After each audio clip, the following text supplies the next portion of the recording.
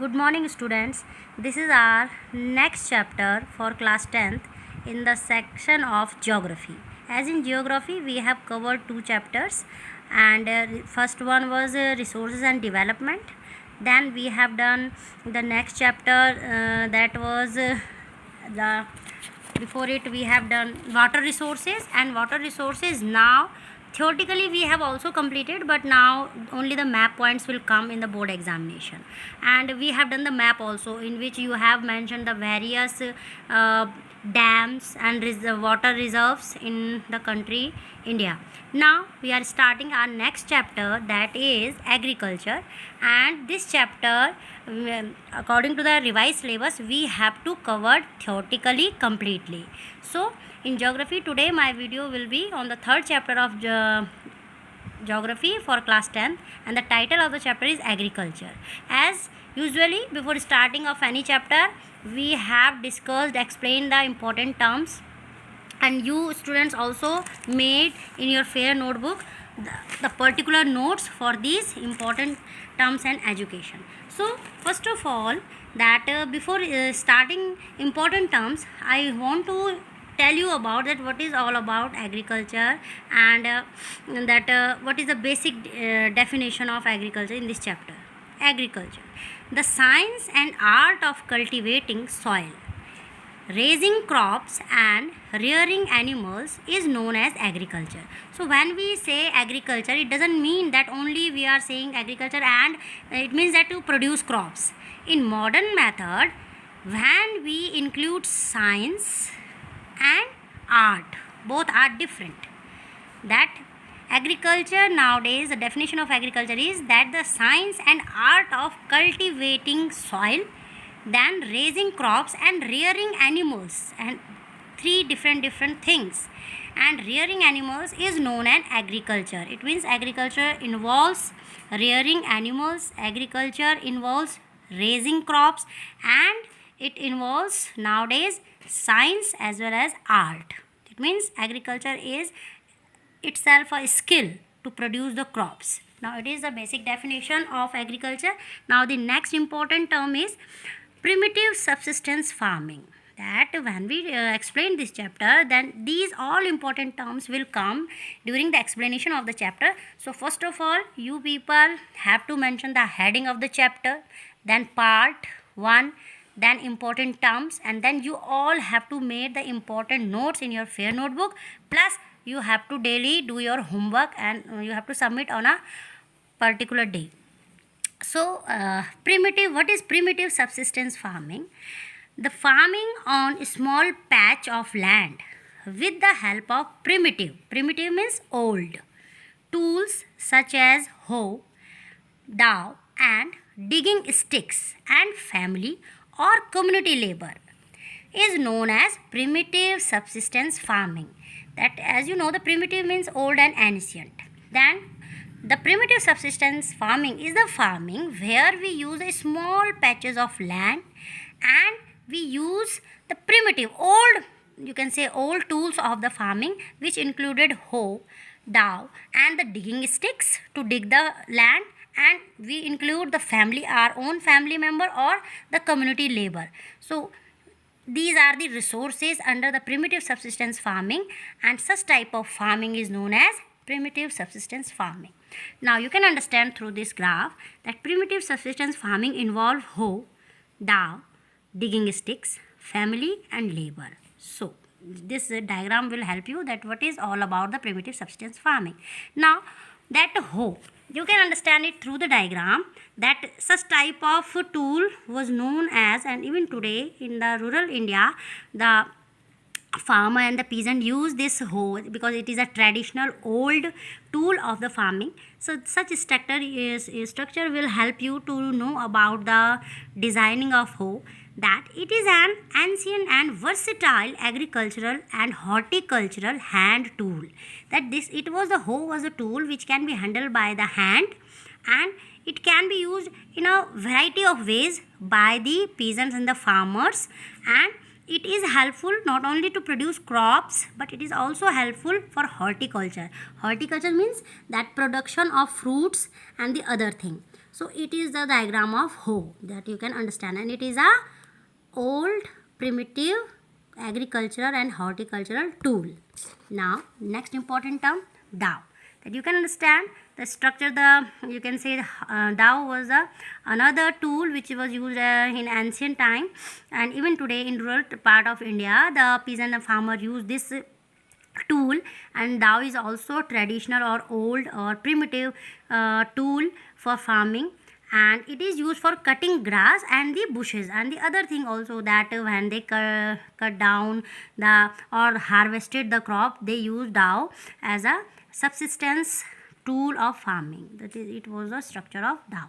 Now the next important term is cereal, that any kind of grain used for food is known as cereal.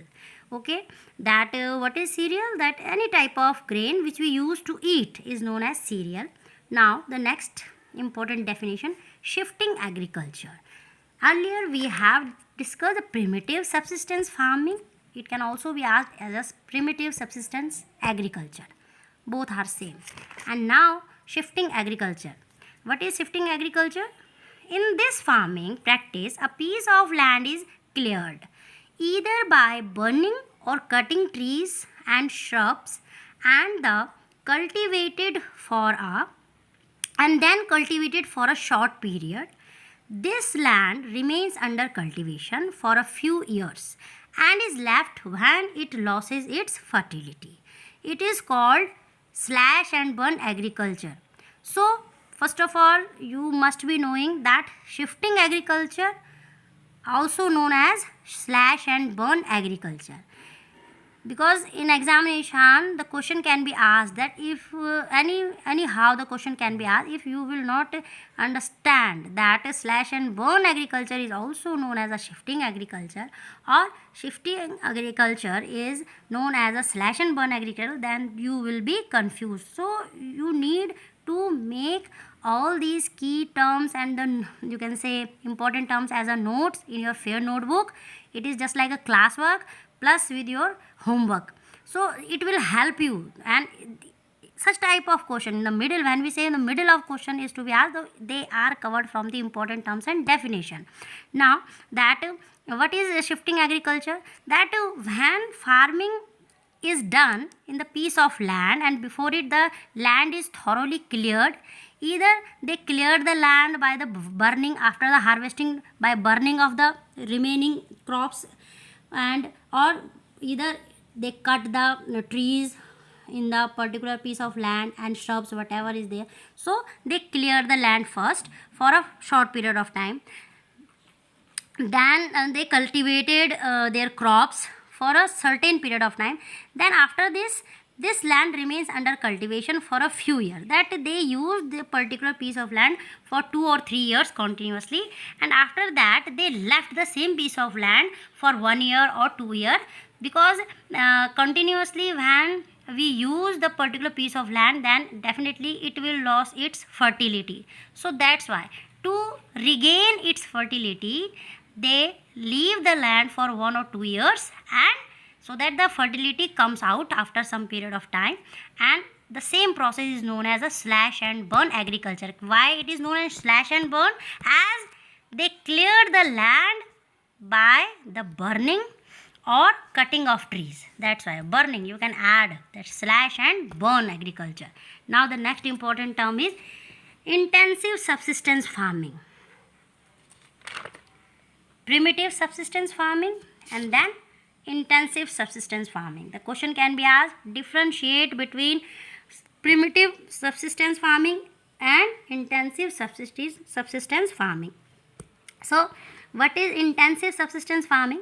It is a farming which increase agricultural production. So in intensive subsistence farming, the main aim is to increase the production by using scientific methods and a better agricultural inputs. So you can understand the main difference between primitive and intensive subsistence farming is, in primitive we use the you can say ancient tools for agriculture, while in intensive subsistence farming we are using the modern and scientific methods to produce, and the aim is also different. to produce more and more production for the better and better agriculture inputs we use, because we want more and more production. It is just like the commercial farming, and primitive farming is you only for the particular group of people, and here we want to produce more and more crop. That in this way, intensive subsistence farming is different from primitive subsistence farming. Now next important tool is commercial farming. How many type of farming we have discussed? Primitive subsistence farming, then we have discussed the intensive subsistence farming, and now commercial farming. Now farming in which the farmers grow the crop within the aim of selling it in the market, it is called commercial farming. So directly you can understand the commercialization, as in everywhere of life you can see that everything has now become a commercial. So commercial farming is the farming where the farmers want to sell their crops in the market for the profit. You can understand it easily. So the main aim of commercial farming is to sell their crops in the market. That type of farming is known as the commercial farming. Next is HYV, which you have might be knowing in your economic section. It has taught to you that HYV stands for the high yielding variety of seeds. They used for, now the farmer used HYV seeds for the better or higher output of some major crops like wheat and rice. As we know, the main staple food of India is rice and wheat. So HYV seeds especially used in India for the main staple crops production, to increase the production of rice and wheat. Now next important term is plantation agriculture. You know the agriculture. What is agriculture?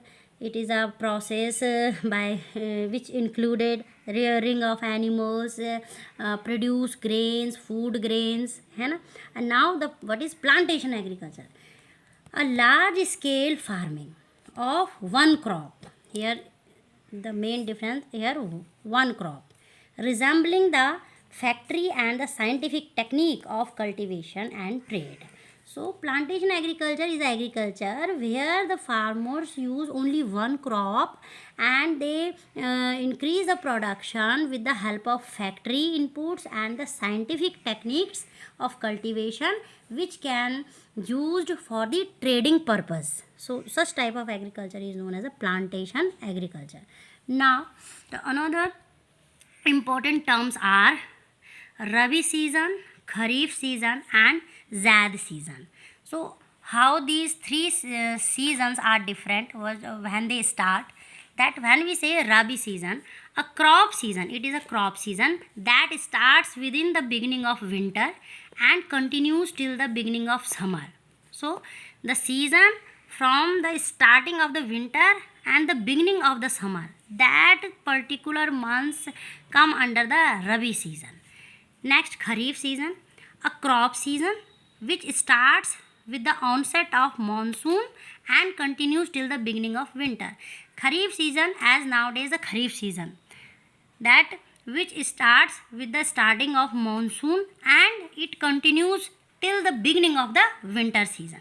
So it is known as the Kharif season. In all these Rabi, Kharif and Zaid season, the different types of crops is produced by the farmers. Now the Zaid season, a short crop season. Zaid season is known as a short crop season of summer. So it can be asked you that which season is known as a short crop season of summer. So Zaid season. Next, in detail we will discuss that what particular crops are grown in these particular seasons when we explain the chapter. Now next is horticulture. As I have written them with colorful sketches in a clean handwriting, you all have to make the notes before the starting of any chapters, as we are doing it from starting, that you all have to maintain your fair notebook with these particular key terms and the important terms. Now horticulture. What is horticulture? Specialized cultivation of fruits and vegetables is called as horticulture. Now agriculture is different. Differentiate between agriculture and horticulture. Agriculture, rearing of crops, production of food grains is known as agriculture, and horticulture is especially implemented with the cultivation of fruits and vegetable is known as horticulture. Now next is sericulture. What is sericulture? Rearing of silkworms to produce raw silk is called sericulture. What is sericulture? Rearing of silkworms for producing the silk as a raw material is known as a sericulture. That is a horticulture, sericulture. Now the golden fiber. Jute is known as golden fiber, and you should be very much aware that in West Bengal is the state which is the highest producer of jute around the India. So jute is known as a golden fiber. Next important term, green revolution. When we study the chapter agriculture for class 10th, then these important terms are involved here, that green revolution, then white revolution, and then bloodless revolution. First of all, green revolution, a phenomenal and sustained increase in the production of agriculture crops is known as green revolution. A phenomenal means unlimited, crossed every boundary. That a phenomenal, remarkable increase and sustained increase. Sustained means that as you have studied sustainable development when I started the resource and development. So I have stressed that what is the sustainable development. So sustained means that the increasement in the crops of production which sustain, that which never goes down, which sustain at a proper height or at in a proper percentage. There is no decrease in their production of green crops or the food grain crops. That's why a phenomenal and sustained increase in the production of agriculture of crops or agricultural crops is known as green revolution. Next is white revolution. A phenomenal and sustained increase in the production of milk is known as a white revolution. White revolution is associated with the milk production or a phenomenal and sustained increase of milk production. And white revolution also known as a Operation Flood. What is Operation Flood? If you will not study, then you will confuse that ye to ma'am we hadn't studied it. We only study white revolution, bloodless revolution, but the white revolution is also known as a Operation Flood. Next important terms is bloodless revolution. Bhudan and Gramdan movements, both are the movement. Bhudan and Gramdan movements initiated by Vinoba Bhave. He was a social activist and he has done so much you can say reforms in the field of agriculture. That Bhudan and the Godan movement initiated by the Vinoba Bhave is known as bloodless revolution. Yes, because in history so many revolution we have studied, the French Revolution, the Russian Revolution, the Indian nationalism. In every revolution we have seen so much of loss of life and property, bloodshed, so much of you can say non-violence and loss of life and the people, but it was a revolution which is only having a peaceful manner, and that's why it is known as a bloodless revolution, and it was initiated by the Vinoba Bhave, and under it he has started the Bhudan and Gramdan movement. It is basically for the you can say to save the fertility of the land and to preserve the land. Next is GDP. It is also you have studied it in economic section that GDP stands for gross domestic products. What is the definition of GDP? The total value of goods you know that articles produced and services provided in a country during 1 year. That throughout 1 year in a nation, how much number of value of goods produced and how many services provided in a nation for these produced goods is known as a gross domestic products. Next, PDS. What is PDS? Public distribution system. PDS stands for Public Distribution System.